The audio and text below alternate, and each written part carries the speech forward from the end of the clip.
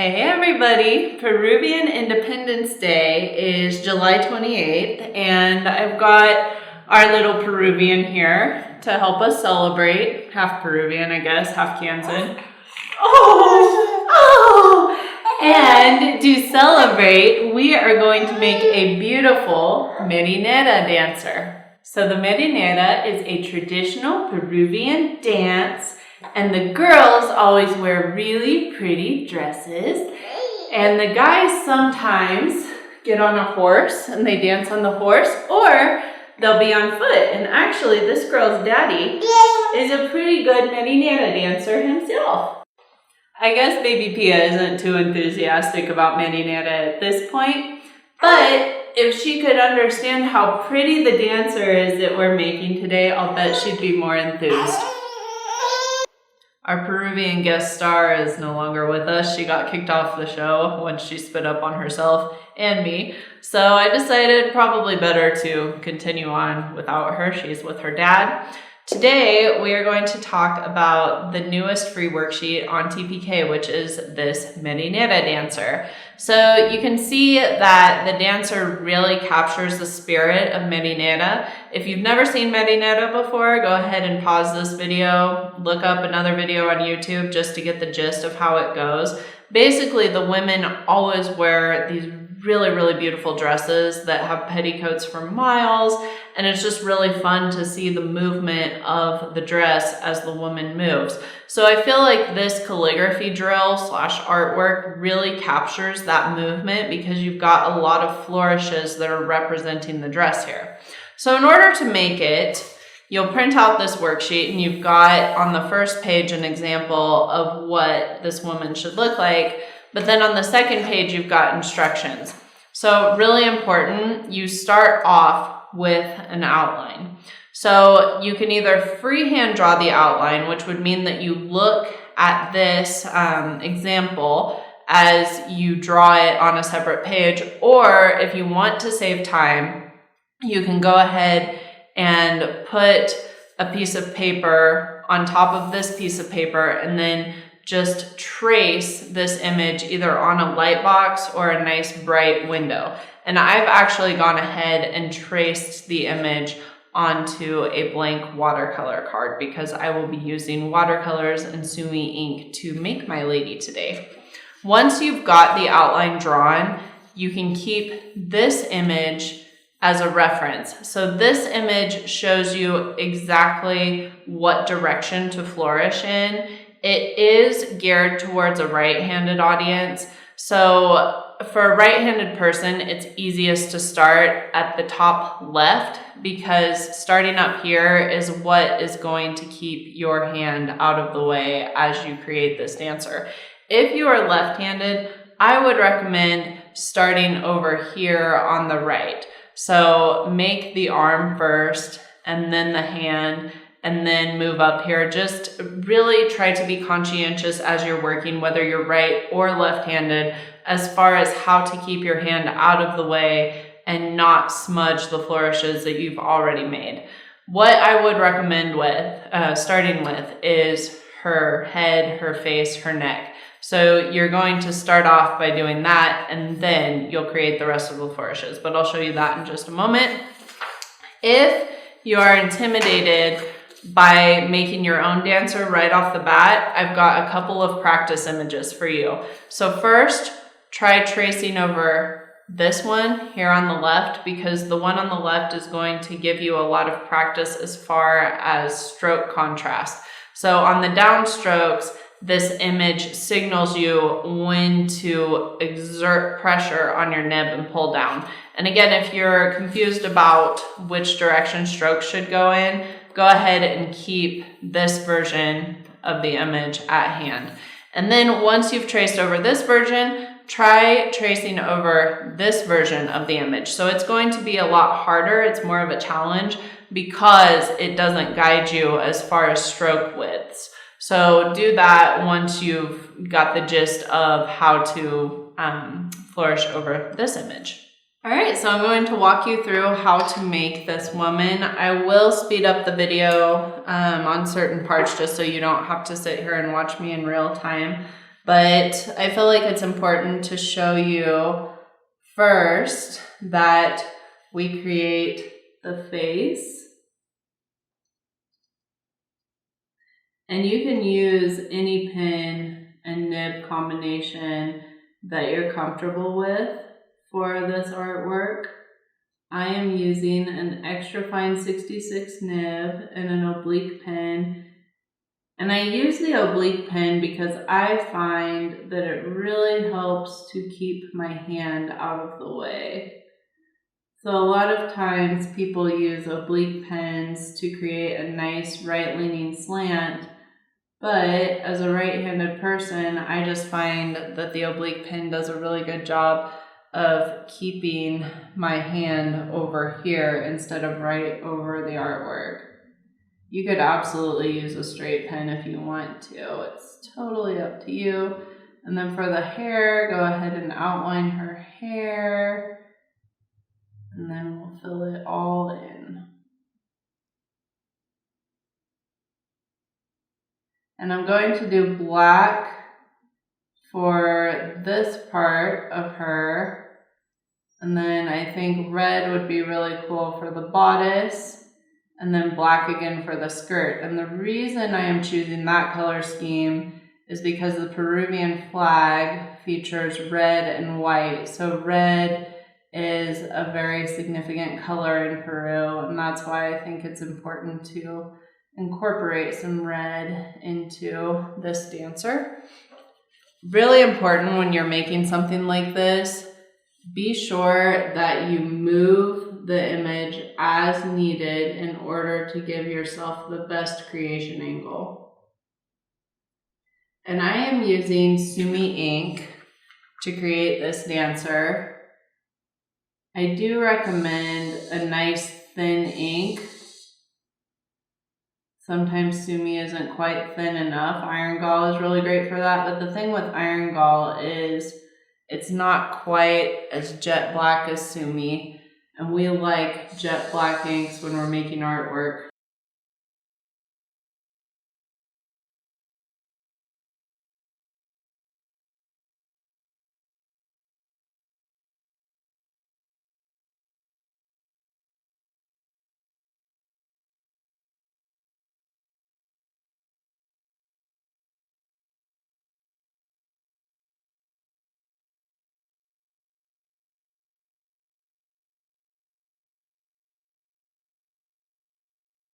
Okay, now let's moisten some red watercolor. I'm going to choose Cadmium Red Deep Hue here.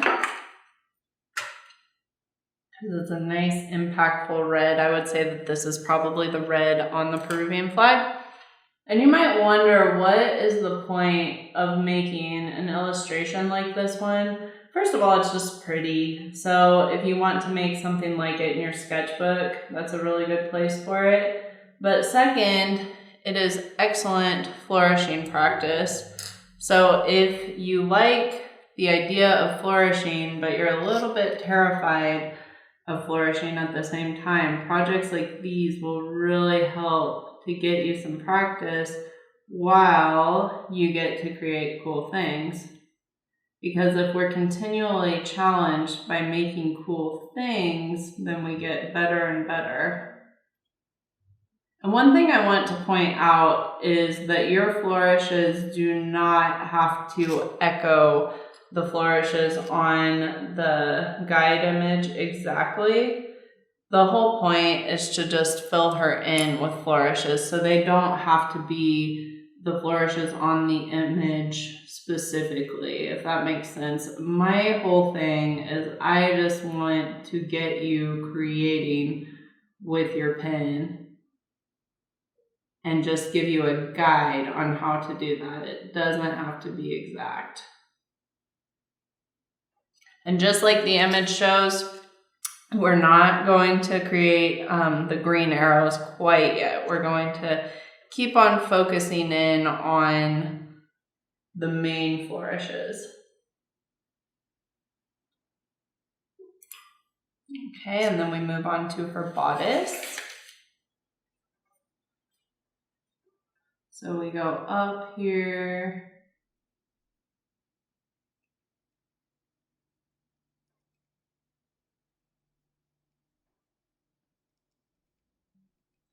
Remember, exert pressure on your downstrokes, let up on pressure on your upstrokes, super important. And then let's see, start right here. I'm looking at my own arrows to figure out exactly how to make her. And the trick with something like this is to take it one flourish at a time. So when you look at her flourishes all together, she's really intimidating. You know, it's like, oh my gosh, how am I going to make something like that? But if you just look at the arrows and the numbers and do what they say, it becomes a lot easier. Alrighty. And now we're on her arm.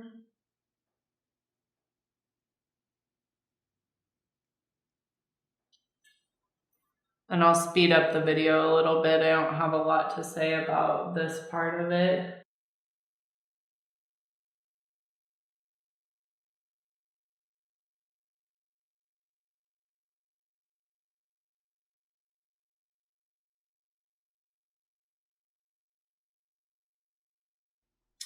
Okay, since we're already working with this red, let's go ahead and do some of the green elements. You can see if you directly compare this part here on my illustration to the example, I didn't do that exactly as shown in the example. So that's something that I want you to keep in mind, is your dancer does not have to be exactly like the example. And in fact, I'm adding an extra stroke here just to fill out the bodice a little bit more. Putting a diamond here. And another diamond right here. And then some strokes. The whole goal is to just make it believable that this bodice is solid. And then let's put in the stroke shown in green on the arm. The purpose of these strokes is, again, just to add a little more of a solid element to the illustration. Just dipping my pen in the water to get the watercolor to be a bit more thin.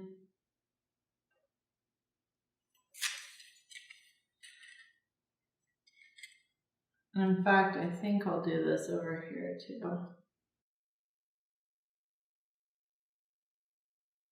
And hey, why not? Let's fill this in with some red.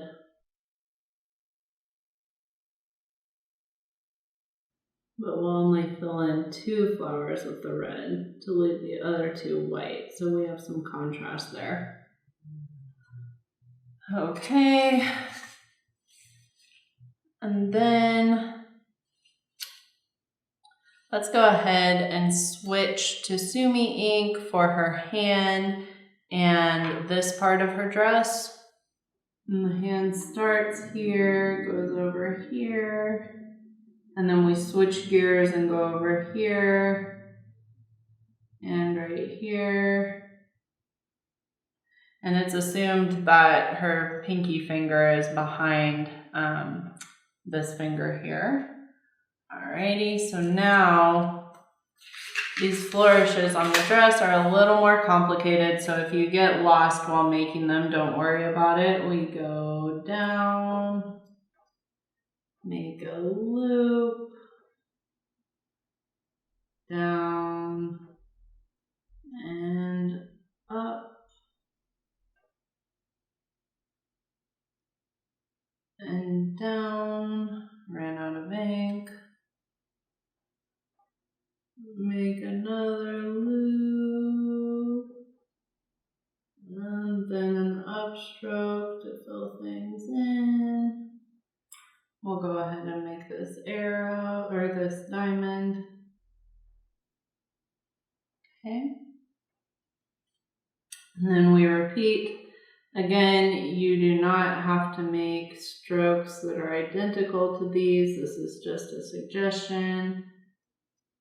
So if it's a little too complicated for you, that's okay. Just do your best to to follow the arrows and the dots. Okay.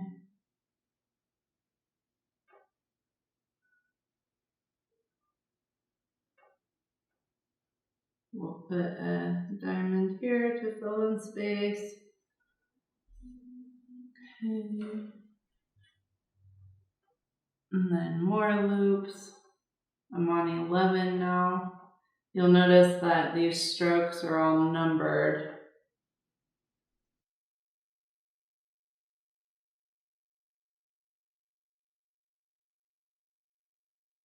This stroke 13 is a little bit complicated. We go here, kind of make it 6, round.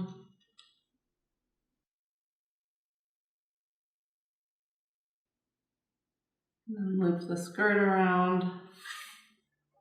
I'm going to go ahead and add another stroke here.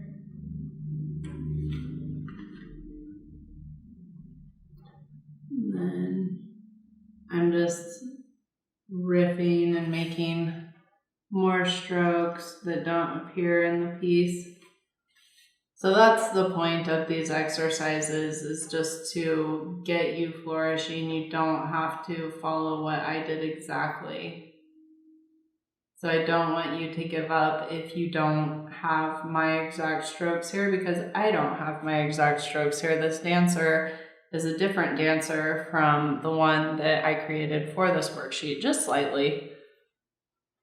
And then we go back to the red. Okay, so these flourishes are easier because they're just S flourishes. I'll speed up the video.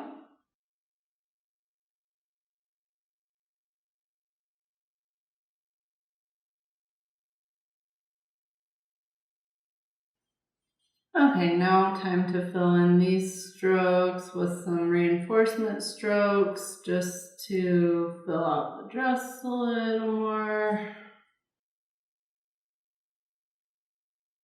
If you have an area that doesn't need the stroke, like this one, you don't have to put it in there. We're just trying to give the strokes a little more volume.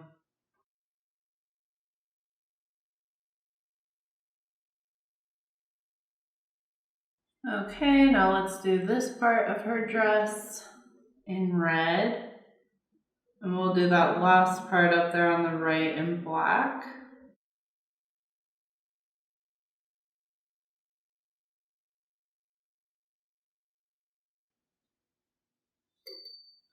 Okay, and we'll finish up by putting some Sumi ink on there.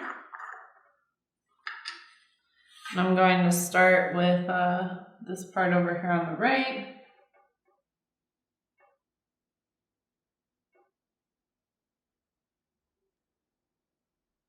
And since I alternated these two colors, I switched up the order of things a little bit because I wanted to use the red in one go as much as I could. And the reason for that is because your art water gets pretty murky when you use Sumi ink with it.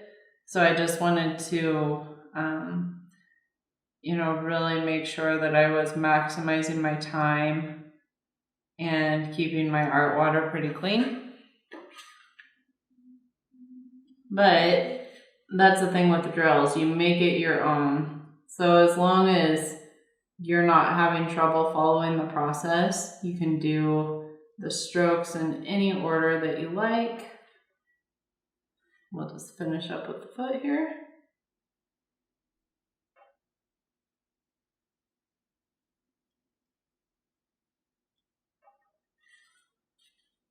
Okay, now let's see if we need to fill in any more space. I would say that there are a few areas here on her dress that just need to be a little fuller. So we'll add some diamonds, some strokes to complement the other strokes. Maybe a diamond here. The goal is to add some interest, make the skirt fuller. So you can really look at it from a distance and see that it is a woman dancing. That's why you want the flourishes to be nice and tight, because you want to be able to recognize what the subject is immediately. Even if you don't know the marinera dance, it should be obvious that this is a woman who is in a dress and she's dancing. And I'm going completely off the script of the worksheet here, meaning you won't see a lot of what I'm doing in the worksheet, because at this stage it's all about looking at what you've created and then adding things just based on what your woman looks like right now. So no two marinera dancers are going to look the same for this calligraphy drill.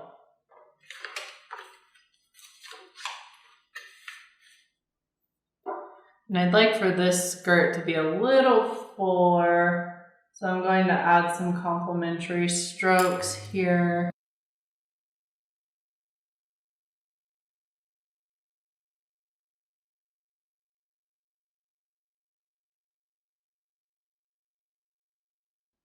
Okay, now let's wait for that to dry, and then we will erase our pencil lines.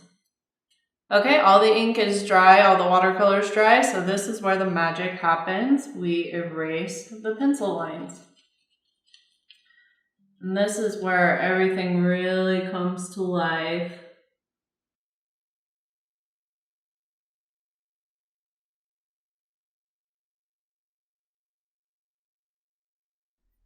Okay, all done. Look at how pretty she is.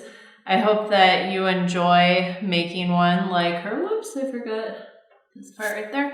Know that, of course, you don't have to use this red and black color scheme. She would look really, really pretty in gold on black cardstock. Or you can just make her with all Sumi ink. That's also really pretty.